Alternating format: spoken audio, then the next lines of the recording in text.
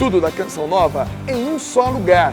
Canção Nova Play. Bom dia! O programa Manhã Viva segue na série especial sobre relacionamento. Hoje nós vamos falar sobre amor que dura para sempre com o casal Adriano Gonçalves e Letícia.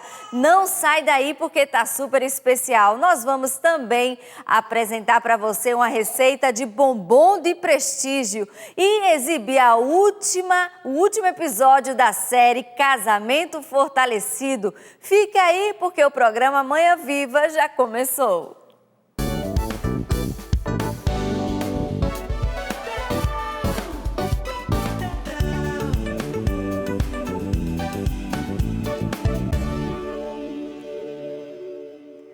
Que bom te encontrar, você ficou aí, o programa Manhã Viva já começou, nós estamos nessa semana especial sobre relacionamento. Nós estivemos com vários casais essa semana e nós vamos fechar com chave de ouro. Hoje começa o aprofundamento para namorados e noivos aqui em Cachoeira Paulista. Você que mora aí nas redondezas, ainda dá tempo de você vir. É muito especial esse aprofundamento porque dá tempo de você vir e participar. Nós vamos mostrar hoje o último episódio de Casamento Fortalecido. Nós estamos sempre com esse assunto e também uma receita maravilhosa. Então fica ligadinho conosco, tá certo? E eu já quero chamar aqui o Adriano Gonçalves e a Letícia, por favor. Venham aqui, obrigada por ter aceitado o nosso convite. Cada hora veio um, agora veio os dois, né? Pois é, e vamos falar de relacionamento, né? E nós estamos sempre falando desse assunto e a gente percebe a movimentação nas nossas redes sociais porque precisa muito, né? A gente está numa fase, e a gente falava dessa pesquisa e a gente foi sempre falando, que os divórcios estão aumentando, os casamentos estão diminuindo, as pessoas estão tratando a união como se fosse uma coisa descartável, né? E vocês trazem justamente um livro Agora e Sempre, né? Com essa eternidade. Como é que é isso, Adriano? Agora e para Sempre é um livro que, de fato, a gente toca na essência do amor, né? Infelizmente, com a cultura do divórcio, foi colocando dentro da cabeça de muitas pessoas que o amor ele é eterno enquanto dure. Tem até música secular que canta isso, né? E o amor, na sua autenticidade, ele é eterno, né? Eu não amei. Não, o amor é um gerúndio. Eu estou amando, né? Sempre nessa postura de estar se entregando ao amor, né? A gente sabe que bate de frente, né? E a gente escreve o livro dentro da proposta da própria igreja. Interessante, quando a gente acabou de escrever o livro, o Papa lançou Amoris Laetitia, onde ele justamente trabalha isso e a necessidade de formar casais jovens com esta perspectiva, que o casamento é para sempre. E é interessante também o papel da mulher nessa fase que nós estamos da modernidade, né? Desse papel da mulher, do feminismo, dessa mulher que quer sua independência e acha que é um peso, né? É justamente isso, é porque nós estamos vivendo uma cultura, né? E aí aquilo que parece que seria o certo, que não é verdade, que não é certo, vai entrando na nossa mentalidade, nas nossas casas, e aquilo que é o real, que nós precisamos viver, aquilo que é ser esposa, ser esposo, mãe, né? A gente parece assim, será que Aí você fica naquela dúvida, o que eu estou vivendo é o correto? Porque parece que vem uma força de fora, externa, que vai te sucumbindo, né? Mas você precisa olhar e falar, não, eu preciso dar uma resposta diferente e ir contra todas essas culturas, essas ideologias, né? E aí onde você vai buscar as respostas? Na palavra de Deus. Você busca as respostas na sua própria intuição, né? Feminina, materna. Quando você para e tem uma vida interior, você não deixa se confundir com essas ondas, né? Você busca a retidão daquilo que... Qual é o seu papel? Né? De ser mulher, de ser esposa, de ser pai, de ser homem, né? O homem da casa, né? E o casamento também tem aquilo. Começa lá atrás, né, Adriano? No namoro, o livro de vocês também é direcionado, porque a gente também tem que falar sobre o namoro né, esse relacionamento que precisa ser pensado, muito bem pensado, quando o casal começa ali, né, se conhecer. É muito importante essa fase do namoro e do noivado. E o livro também ajuda isso, né, ajuda esse passo de conhecimento. Como que é essa questão? Porque tem muito casal que leva assim na brincadeira essa fase, né? Eu vou levar na brincadeira, eu vou trocar o namoro, né? É uma fase também muito importante porque pode virar um casamento. Com certeza. Primeiro que o namoro foi feito para acabar, mas ele precisa começar bem, né? Ou ele vai acabar num noivado, em um futuro casamento, ele vai acabar porque não era a pessoa. Mas eu daria um passo atrás ainda, Renata, do namoro, e é algo que a gente coloca no livro, que é essa estruturação da pessoa enquanto homem, enquanto mulher. Antecede. Se eu vou para um namoro, um relacionamento afetivo, sem ter o mínimo de maturidade, eu posso confundir tudo. Eu posso colocar as minhas carências naquele namoro, eu posso viver uma relação de dependência naquele namoro, algo que vocês têm batido muito na tecla, né, que eu vou escutando por aí. Eu posso entrar num relacionamento abusivo naquele namoro. Mas por quê? Porque o outro veio e abusou de mim? Não, é que eu me permiti, a minha estrutura também fragilizada, não soube reconhecer. Poxa, isso daqui não está me trazendo dignidade. Isso daqui está infringindo aquilo que eu sou como pessoa. Então, antes mesmo do namoro, é interessante que tanto o rapaz quanto a moça, eles entendam, aquilo que porta o ser homem e o ser mulher. Tem um autor que eu gosto muito, que é o Julián Maria, que é um espanhol, e ele vai dizendo da condição sexuada, o que seria ser varão, o que seria ser homem e o que seria ser mulher. É do homem oferecer a segurança, é um caráter masculino, oferecer a fortaleza, a sua estrutura biológica aponta para isso, É da mulher oferecer a beleza, a graça. Aqui não estou falando de papéis estereotipados ou socioculturais, não, estou falando de dados essenciais. Eu olho para uma mulher, e eu vejo estampada a beleza. Você pode até ver bebezinhos assim. A bebê, ela tem um traço muito mais terno e afetivo do que um menino bebê, ou seja, está ali, está na marca do biológico, E você vai percebendo, você tem um filho, um homem, o quanto que ele, pequenininho, mas ele é mais ágil, ele vai ser mais ali forte, no sentido, que não estou falando que a mulher é frágil ou fraca, mas é dele testar a força no mundo, Então isso vai aparecer também no namoro, Ele não testa, o rapaz não testa a força na mulher querendo ultrapassar o limite dela, mas ele testa a sua força de quanto ele se domina para se entregar a ela verdadeiramente. E, Letícia, vocês falam também da história de vocês, Fala um pouco como é que foi o namoro de vocês. O Adriano é meu primeiro namorado, O Adriano já tinha namorado outras. Adriano foi a pessoa que eu dei o primeiro beijo na vida, foi com o Adriano, com 26 anos de idade. Casamos virgens, toda essa experiência de novidade. E tivemos um término de namoro. Olha a foto de vocês ali. Isso aí foi o sei lá, nem como é que fala, antes do casamento, pré-casamento. E terminamos o namoro, foi um processo muito doloroso, Mas eu entrei num processo pessoal, eu acho que ambos... É por isso que está legal, O namoro, às vezes, precisa ter um tempo para que você possa amadurecer enquanto pessoa. Porque o relacionamento só amadurece se ambos amadurecem também, pessoalmente, individualmente. Então, a gente percebeu, nós não estamos prontos para dar um passo, caminhar. É bobeira, continuar um namoro desse jeito. Então, vamos terminar, vamos entrar em processos distintos. E eu entrei a fundo em terapia, cura interior e processo. 1 ano e 8 meses longe, com um ressentimento ali forte, mas a gente não trocava uma palavra, 1 ano e 8 meses. E depois desse tempo, a gente retomou o namoro e percebemos, é hora de noivar, é hora de casar. E graças a Deus, eu posso afirmar, bendito término de namoro, porque se a gente não tivesse resolvido situações lá naquele tempo, hoje no casamento estouraria.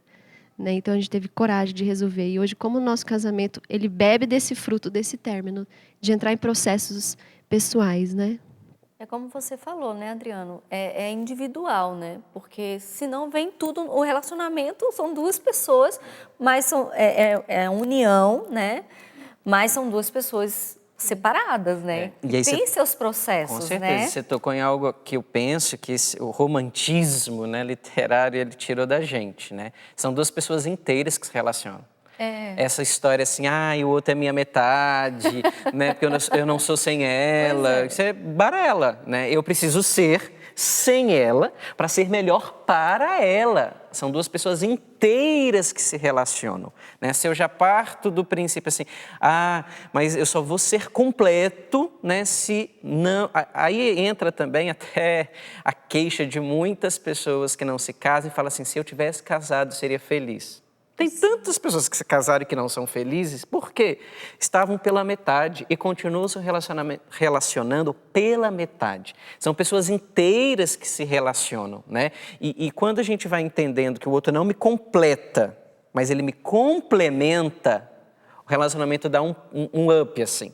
Qual a diferença de completar e complementar? Completar são coisas que estão faltantes e aí se completam, ok. Agora, complementar diz daquilo que a gente aprendeu lá em concordância verbal, né? O complemento, ele dá sentido ao sujeito. Então, assim, eu sou mais Adriano, com certeza, porque o casamento dá sentido, a Letícia dá sentido, mas não de completar. Né? Então, quando a gente vai limpando isso, Renata, a coisa vai ficando mais tranquila, né? Infelizmente, até algumas músicas que a gente vai cantando, vai colocando essa ideia, né?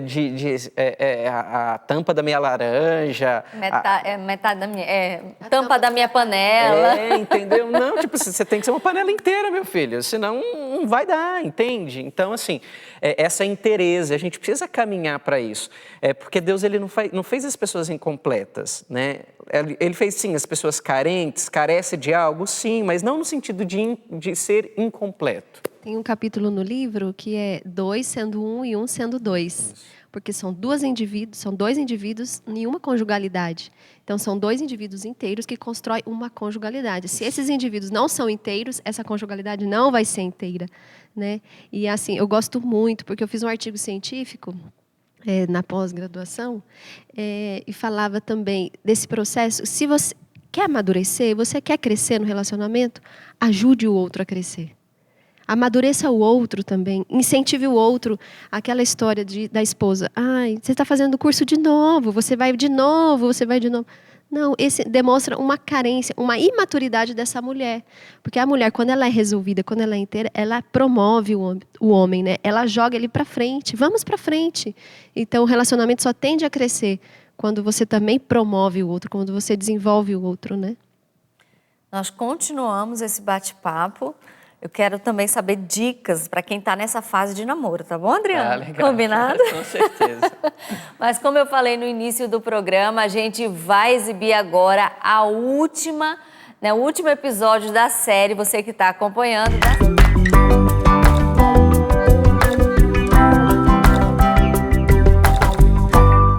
O nosso tema de hoje é como a falta da cura interior pode atrapalhar o nosso relacionamento. Interessante, porque a relação no casamento é feita entre 2 pessoas, 2 individualidades. Então, o João Carlos é uma pessoa e eu sou uma pessoa. Eu tenho uma história. E eu tenho uma outra história. E, com certeza, isso vai impactar, vai influenciar o nosso relacionamento. Uma pessoa que não é curada, ela tem mais sensibilidade e mais impulsividade. Ou seja, qualquer coisa que se fala, a pessoa fica sentida, magoada, fica triste por qualquer coisa. A gente chama isso de dodói, já ouviu falar de qualquer dodói? coisa, qualquer situação, Sim. qualquer evento que acontecer. Chora, tem uma emoção muito intensa. Ou fica agressivo. Ou fica agressiva demais, né? E também, João Carlos, uma impulsividade, um comportamento muito impulsivo. Tem uma atitude impensada, porque ela age diante das emoções desajustadas. Resumo, é uma pessoa descontrolada, né? Desajustada, desarmônica. E acaba deixando o ambiente... Desarticulando esse casamento. Deixando o ambiente desarmônico Sim, também. sim. O casamento fica meio desarmônico, né? Essa desestrutura vai acabar influenciando. Haja jogo de cintura aí pro outro lado, O entendeu? relacionamento como todo fica atrapalhado, como também os filhos.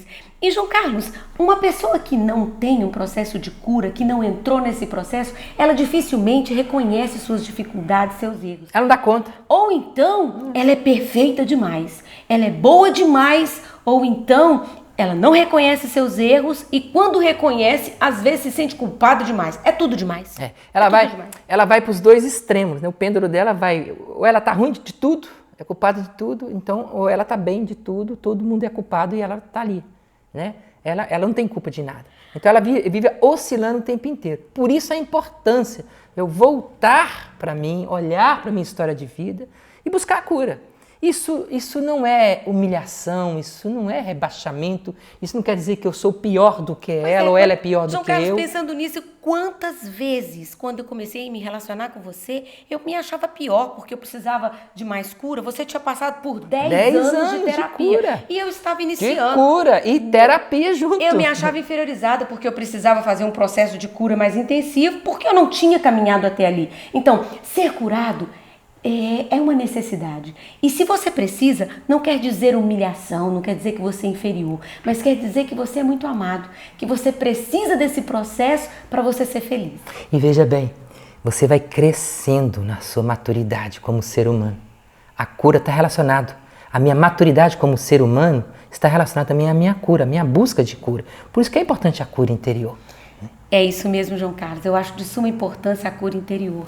E veja, nós podemos falar isso em outro momento, que além do mais, nós temos no casamento a possibilidade do ciclo vicioso, que é quando eu potencializo a dificuldade do outro com o meu comportamento. E ele, ao agir, também traz essa dificuldade. A partir de uma ferida que eu já tenho, ou então ocasionou no meu próprio casamento. Né? Por causa da própria história que nós vamos construindo, ou já foram construídas histórias ruins, de uma mágoa ruim, eu trouxe para dentro, ou de uma ferida ruim, que eu trouxe para dentro do casamento, e aí, porque eu não trabalhei isso antes ou durante, né? Isso vai criar um ciclo vicioso que fica terrível, a relação íntima. É importante que você procure a cura, é importante que você invista na sua cura, porque assim você estará investindo no seu relacionamento, na sua família.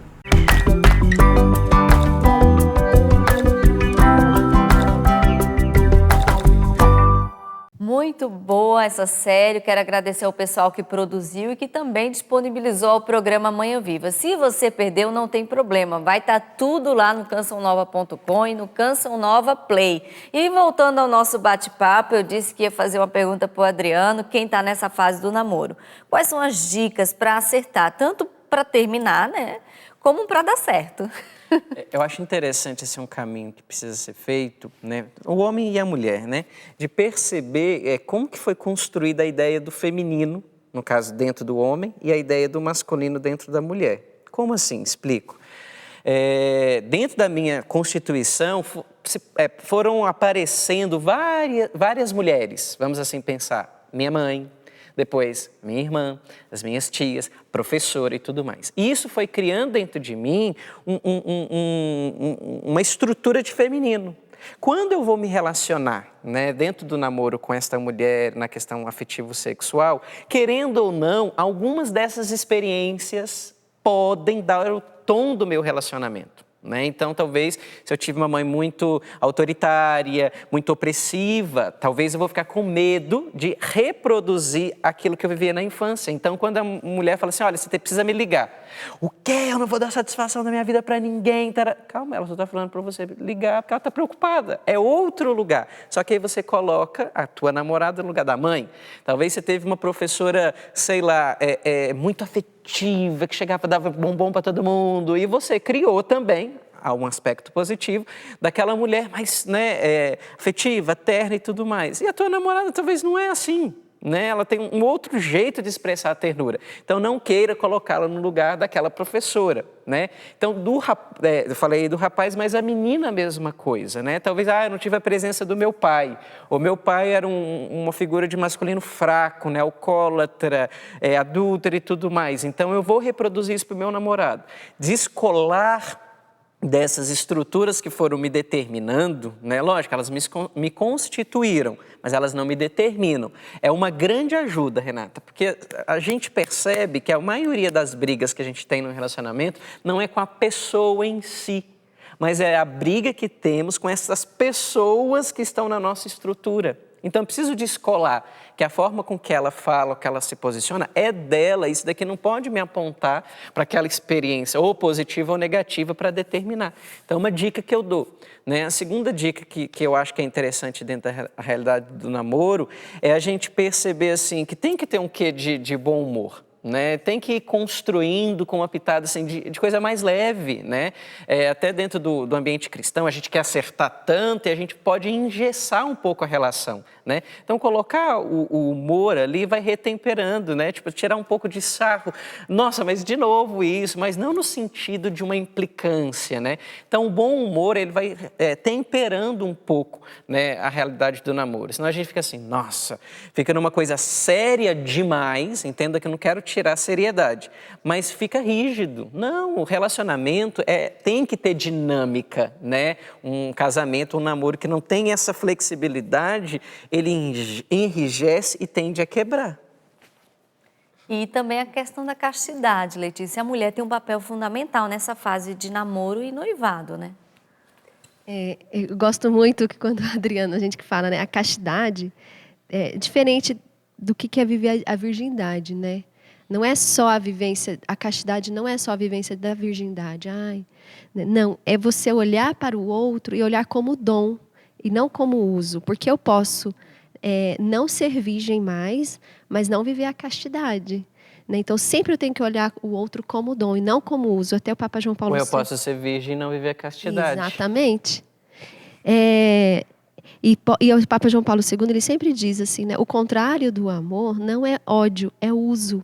Então, todas as vezes que eu olho para o outro com um olhar de uso, um olhar egoísta, né, de eu quero o meu prazer, o meu desejo, né? Não é só você ter uma relação sexual com o seu namorado, né? Isso não é só a vivência da castidade, não passa só por isso.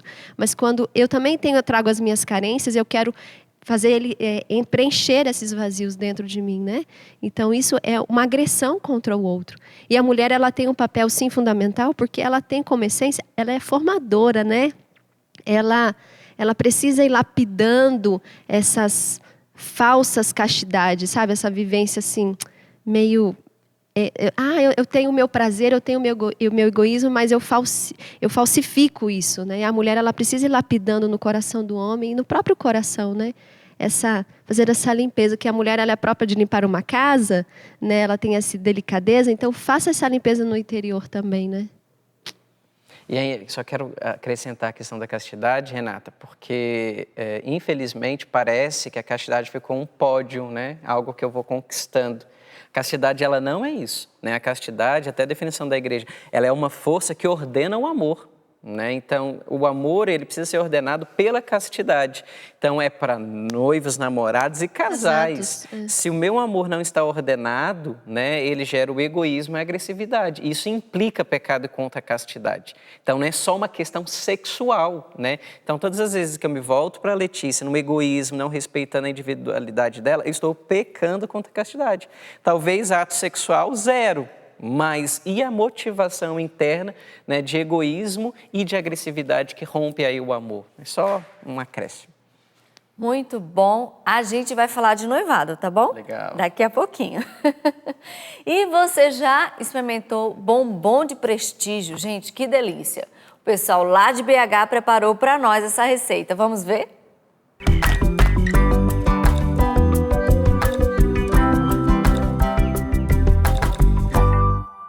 Olá pessoal, olha eu aqui de volta e hoje eu trouxe para vocês a receita do meu bombom preferido no mundo, que é o bombom de prestígio. Só que, como tudo que eu faço, lógico que eu dei um jeito de deixar ele mais saudável, sem açúcar e maravilhoso, igualzinho que a gente compra pronto.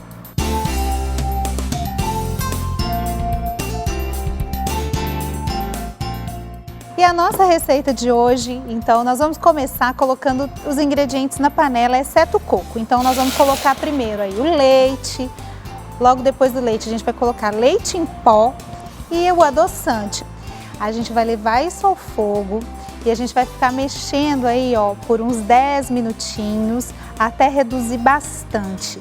Ele vai ficar com um ponto quase um brigadeiro. Ele não chega a desgrudar do fundo da panela, mas quando você passa a colher no meio dele, você vai ver que ele demora para juntar, ele separa bem. Então é esse ponto que é o ponto correto, né? Ele já está um mingauzinho bem grossinho mesmo.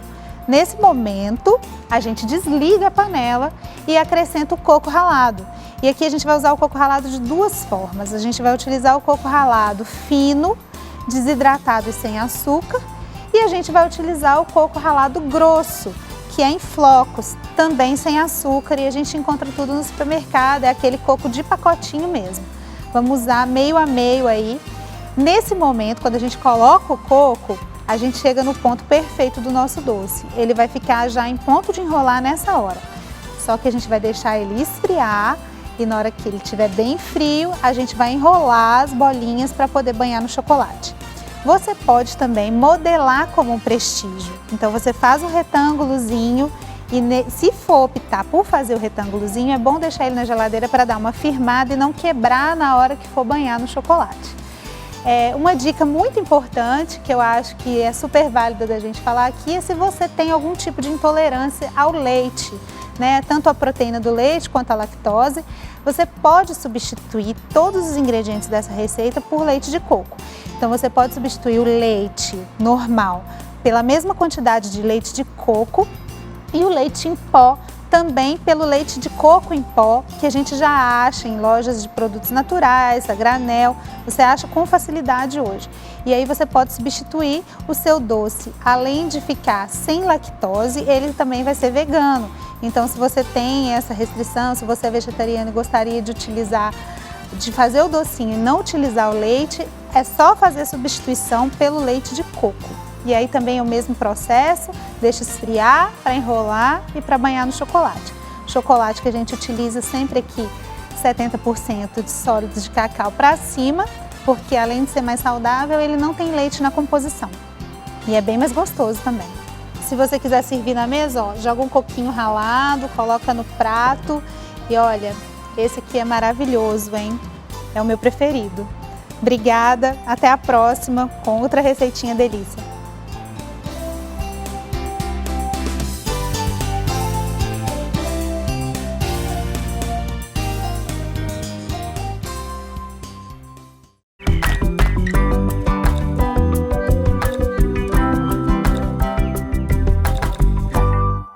Que delícia, gente! Bombom de prestígio. Se você perdeu, como sempre eu falo aqui, você pode voltar lá no Canção Nova Play. E a dica de hoje é claro, né? Nós estamos com os autores aqui, Adriano Gonçalves e Letícia, Agora e para Sempre, um livro destinado para namorados, noivos e para o primeiro filho, né? Muitas vezes o primeiro filho vem depois de muitos anos de casamento. Então, para essa primeira experiência do casal, você pode adquirir no 3186-2600 e ainda ajuda a obra Canção Nova. Espera por nós porque a gente continua com esse bate-papo nessa semana especial de relacionamento. O intervalo é bem rapidinho.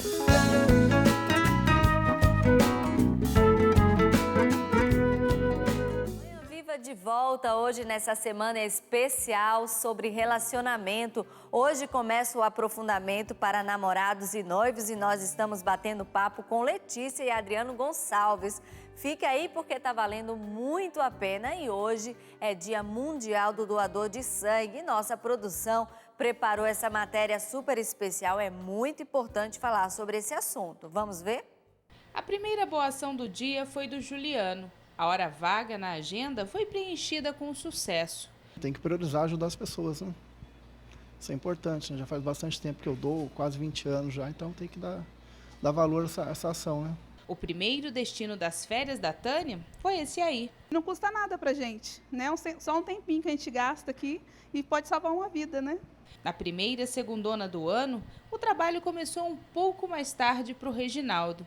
Convém o povo começar a vir doar, porque a gente sabe que nessa época é a época que mais tem acidente e o pessoal está precisando. Precisa mesmo. Nas férias, a maioria esquece e o estoque de sangue vai lá embaixo. Nesse momento, o O negativo está num nível bem crítico, né? A gente está precisando, está convocando os doadores, principalmente os que são O negativo. Todos os tipos de sangue são bem-vindos. O O negativo é aquele que doa para todos, mas só recebe dele mesmo. Tá percebendo a necessidade?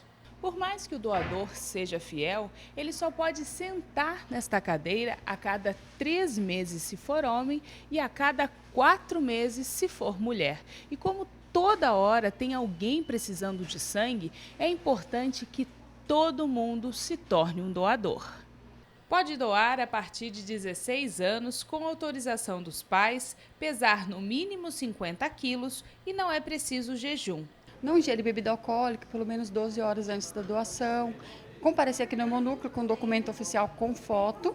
Tatuagem pede a doação por um período de pelo menos 6 meses. Essa era a dúvida do Marcelo, que fez hoje sua primeira doação.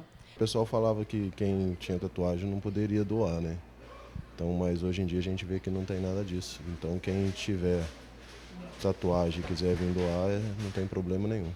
Cada bolsa de sangue pode ajudar 4 pessoas. O processo todo, entre triagem e coleta, leva em torno de 1 hora.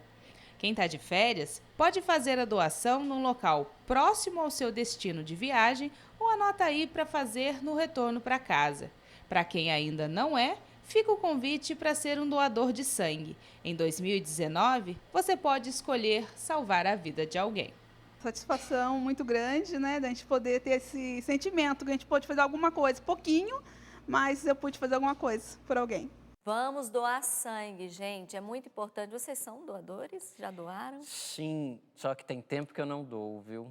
Tenho que voltar, até porque o nosso sangue, ele é O negativo, então é um dos melhores para doação, que é doador universal, né? Eu tentei doar agora, eu quis doar, mas eu não pude por causa da amamentação. Eu tinha desejo.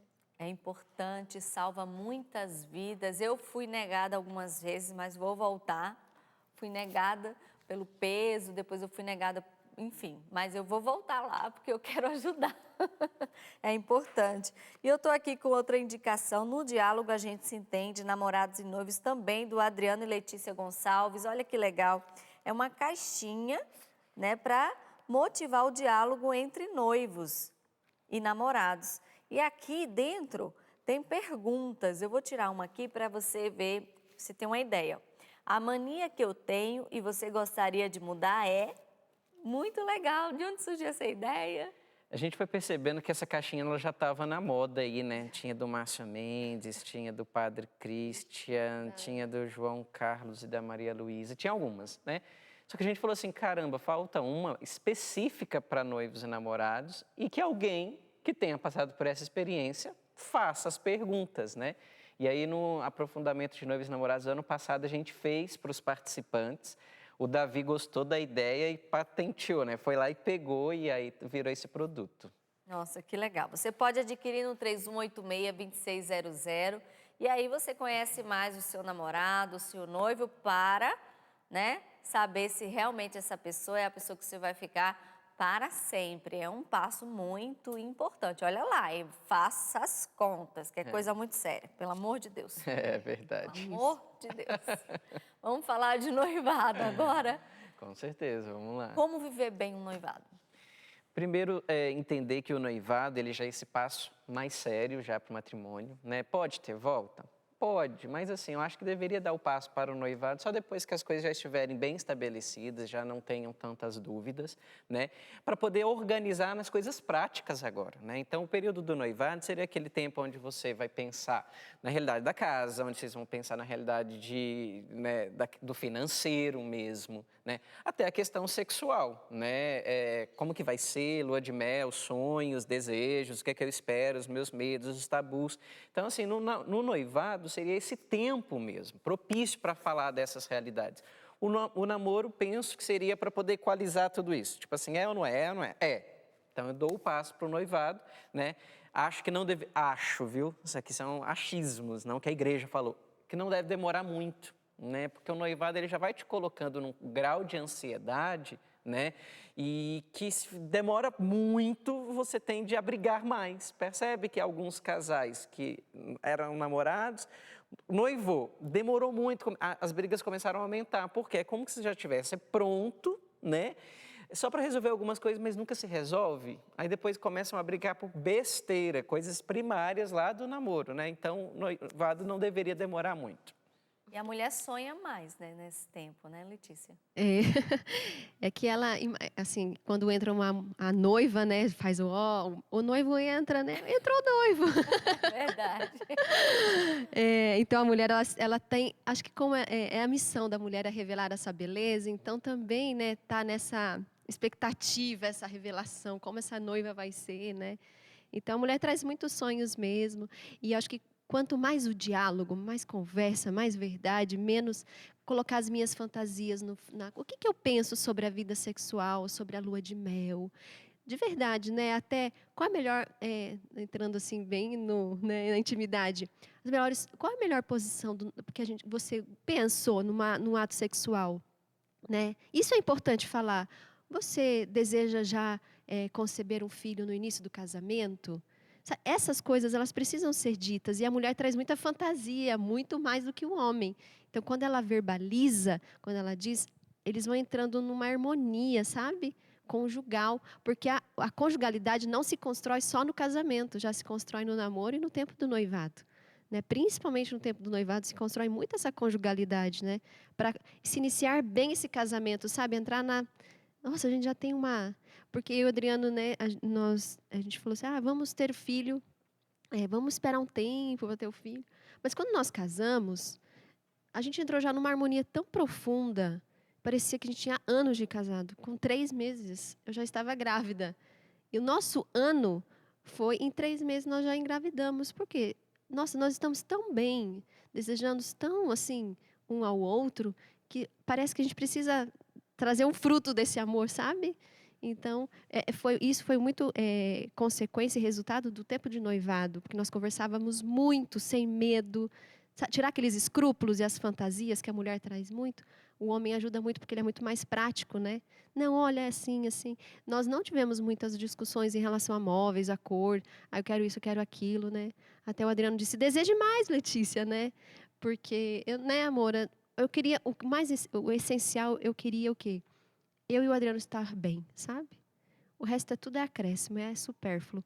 Eu e o Adriano estando bem, nessa verdade, nessa cumplicidade, as coisas caminham. E o fruto do nosso amor também tá aí, tá chorando. Ó. Um deles, né? É importante falar sobre a lua de mel, né, Adriano? Com certeza. Né? A gente só dá um timezinho aqui para poder socorrer. Vou lá né? buscar ela. Mas a lua de mel...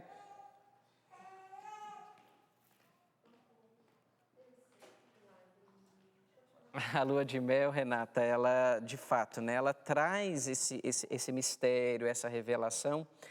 E quanto mais a gente entra naquilo que a Letícia disse, do diálogo, né, de falar tudo, sem medo, né? Porque às vezes, assim, será que eu vou dar conta? Será que não? Será que vai doer? Será que não? São perguntas que precisam ser assumidas, né? Para nós homens, a gente tem aquela coisa assim, será que eu vou realizá-la? Né? A gente vai até para isso. Então, fale. Como que você vai realizar se você não saber as expectativas que ela traz? Né? Então, assim, a lua de mel, ela precisa entrar dentro desse combo. Né? Uma outra realidade que precisa ser vista é onde que vamos passar a lua de mel? Né? Porque pode ser frustrante, né? Eu sei de alguns casais que a lua de mel foi um fiasco, porque não fecharam coisas mínimas, né? Onde que vai ser essa pousada? Essa pousada está muito fora da realidade da cidade. Foram lá ver, né? Até um fato, né? Falaram assim, passem a lua de mel de vocês em tal cidade. Falei, amor, vamos ver essa realidade. Quando a gente chegou, era um lugar hippie, com um negócio muito new age, assim. Falei, nunca que eu vou vir para cá. Imagina, quase fechei. Né? Aí depois a gente voltou e falou, não é lá. Aí a gente passou em outro lugar. São questões que são mínimas, mas elas podem se tornar macro, né? Diante dessa realidade de expectativas. E marca para sempre, né? Com certeza. Nossa Senhora. E vocês também, a Letícia parou um pouquinho para pegar o nenê, daqui a pouco ela está de volta e volta com o nenê. É assim mesmo, e vamos falar justamente, o livro também fala sobre o primeiro bebê, essa experiência do casal, né? Sim, do primeiro filho, né? O primeiro filho. É interessante porque o primeiro filho, ele faz o grande rearranjo da conjugalidade, né? É tanto que tem uma máxima, assim, dentro da terapia de casais, que o primeiro filho, ele coloca em xeque as questões não resolvidas do casal. Porque aí aparece o egoísmo, né? Talvez que estava velado, aquele homem que tinha uma ideia que ele seria o cuidado, ele seria o centro das atenções dentro de casa, de repente tem um ser que é o centro, querendo ou não ele vai ser o centro, porque ele chora. Olha esse programa, ela chorou, tudo parou e a gente teve que se voltar, né? Na casa que tem um primeiro filho, acontece isso também, né? Penso que você e o seu esposo, antes do filhinho, tinha uma realidade. Aquele filho, ele traz muitas outras questões. Ele traz, talvez, jeito de educar, né? A gente tinha resolvido as diferenças familiares, mas quando vem o filho... Não, porque lá em casa era assim, né? E aí vai aparecendo, então ele vai mostrando, vai revelando realidades que precisam ser maturadas. Um outro índice que tem é que alguns, né, casamentos, eles chegam ao divórcio depois do nascimento do primeiro filho. Por quê? Nem a mulher consegue se reorganizar novamente no lugar de esposa, então ela se devota muito a esse filho, né? E é necessário durante alguns meses, mas ela não consegue voltar. Entende? Então ela só é mãe, só que ela não pode esquecer que o papel primeiro dela é ser esposa. E aqui eu até quero falar uma realidade. Filho é o transbordar do amor do casal. E ele se alimenta afetivamente do amor do casal. Então, se não há uma conjugalidade, se não há um casal ali inteiro, o filho se desorienta, Renata. É tão interessante que você vai atender na clínica... O filho, ele vai denunciar a dinâmica doentia, talvez, dos pais, né? Porque ele se sente numa obrigação de dar conta daquelas brigas. É como se os dois estivessem brigando e ele ficasse assim, eu sou o culpado disso tudo, deixa eu tentar resolver. Aí ele vai adoecer, aí ele vai gerar um transtorno mental, o quê? Para tentar solucionar algo, né? Então, assim, diante do filho, a gente precisa perguntar que pai, que esposo eu estou sendo. Sempre voltar. Até lá em casa é assim, a gente tem um hábito, né? A gente, no primeiro mês, vai até o quarto dos nossos filhos. A gente dorme lá. Deu 30 dias, a gente volta para o nosso quarto. Porque a gente sabe voltar, mas o filho não sabe que ele tem um lugar, né? Então a gente volta. E aí a mãe tenta, às vezes, né, ficar um pouquinho lá. Fala, ei, vem cá, esposa. Né? Não no egoísmo, mas devolver, né, ela para a feminilidade dela, né? Então, assim, amor, marque uma manicure, vá lá fazer a tua unha. Amor, e esse cabelo, porque cai pra caramba, né? Dá um jeito, né? Então, assim, o primeiro filho e o segundo e o terceiro sempre vai fazer os rearranjos, né, dentro do casamento. A Letícia voltou, já pegou a Catarina, ela tá com esse olhinho lindo, olhando pra gente, coisa mais fofa, né? E é essa adaptação, né, Letícia? Essa é a segunda, mas... No livro, vocês trazem o primeiro filho do casal. Essa é a quarta. Tivemos 2 óbitos, e que também faz parte, né? Ainda mais hoje, quantas mulheres que perdem, né? Então, o luto também, já casal tão jovem ter vivido isso. E também, assim, ontem à noite eu estava conversando com o Adriano, né? Amor, eu vejo que os nossos filhos nos uniu mais, né? Trouxe mais amor, porque o amor provado, né? Eu tive depois eu tive a Kiara e daí mais duas perdas, né, gestacionais, e aí eu descobri que eu adquiri uma doença chamada trombofilia. Tem que tomar injeção diariamente na barriga, né? Quando está grávida. Quando está grávida. E sofri um pouquinho na amamentação, e aí o Adriano, né, toda a luta que a gente vai vivendo do parto e tudo, esse amor vai sendo provado, sabe? O filho dá esse sabor de prova, no bom sentido, né? De um amor amadurecido, de um amor provado e aprovado, sabe? Então eu vejo que o filho só vem para dar esse tempero bom para o casal, sabe? Esse amadurecimento, esse amor provado e aprovado, de verdade. Eu vejo que eu sou mais apaixonada, eu amo muito mais o Adriano depois dos filhos, porque eu vejo esse homem dedicado, esse pai exemplar, sabe? Esse homem que não, nas minhas dores, nas dores da amamentação, não me abandonou, mas estava ali comigo, sabe? Me ajudando. E pode ser, aí é um grande risco, de quando vem o filho, o homem foge, né? Dessa casa, porque ele não foi preparado no tempo do namoro, no tempo do noivado, a enfrentar as provas de um casamento. E aí quando vem o filho e demanda noites mal dormidas, e ele que tem que cuidar da casa, porque a mulher se devota muito mais para o filho, esse homem foge. Aí demonstra dessa imaturidade, né? Que não foi construída. Pois é, eu gostaria de agradecer demais a presença de vocês, da Catarina, que se comportou muito bem. Desculpa os transtornos aí do choro. Imagina! Muito obrigada mesmo, né? Foi muito bom, porque a gente foi do namoro, noivado e terminamos no primeiro filho. Primeiro filho.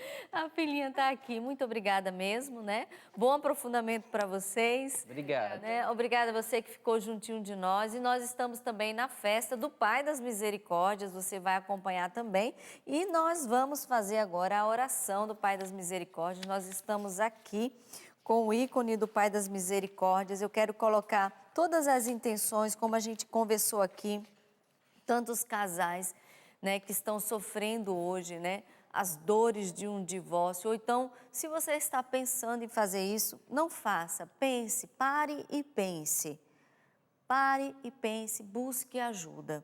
Você pode ter suas razões, mas muito mais do que suas razões, eu quero colocar a sua situação aqui no coração do Pai das Misericórdias. E peço mesmo que Ele alcance todos os casais hoje que estão passando por alguma situação e que Ele possa acolher você na sua dor, porque Ele acolhe as pessoas que estão sofrendo, acolhe aquela pessoa que chega mesmo suja do seu pecado, né? Então, que Ele acolha você, que Ele acolha todos nós, nesses dias que nós estamos na expectativa da festa do Pai das Misericórdias. Então, reze comigo, reze você que está nos acompanhando. Em nome do Pai, do Filho e do Espírito Santo. Amém. Pai das misericórdias e Deus de toda consolação, ouvi a súplica confiante que vos apresentamos neste momento. Faça o seu pedido agora. Acolhei este povo que vem cheio de fé e esperança ao vosso santuário. Consolai os aflitos, socorrei os necessitados, enxugai as lágrimas aqui derramadas, amparai os fracos e recebei em vossos braços paternos este filho pródigo que volta para vós. Dai-nos a graça de sermos instrumentos da vossa misericórdia na vida dos nossos irmãos, para que assim o vosso nome seja amado em nossa família e em nossa nação. Tudo isso vos pedimos por vosso Filho Jesus Cristo, que convosco vive e reina na unidade do Espírito Santo. Amém. Pai das misericórdias e Deus de toda consolação, ouvi-nos. Eu creio que o Pai das Misericórdias acolheu você, a sua dor e a situação do seu matrimônio. Amém? Obrigada a você que ficou sintonizado conosco. Bom final de semana e eu espero você na segunda-feira com mais um programa Manhã Viva às 9h40, direto aqui da TV Canção Nova. Tchau e um ótimo final de semana.